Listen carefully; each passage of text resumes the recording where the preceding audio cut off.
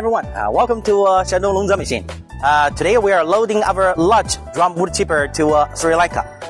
Behind me you can see this is the complete unit of our large crusher.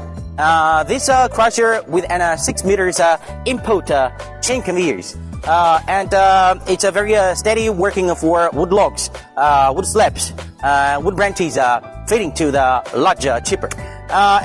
This chipper we fit with 315 kilowatt electric motor, and this chipper capacity can reach 15 to 20 tons per hour. As you can see that inside of this chipper we fit with 4 cutting blade, and it can get 3 to 5 centimeters wood chips.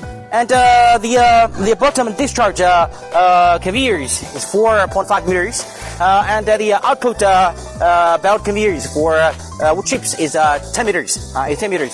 This large wood crusher, the totally self-weight is 15 tons. So you can put on the flat ground and make this machine steady working.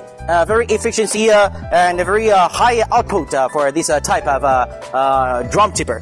If you have any inquiries about wood logs cutting, you can send your inquiry to Longzhe team, and we will give you the best service. Okay, that's all for today's introduction of our large chipper, and I will see you next time. Bye bye.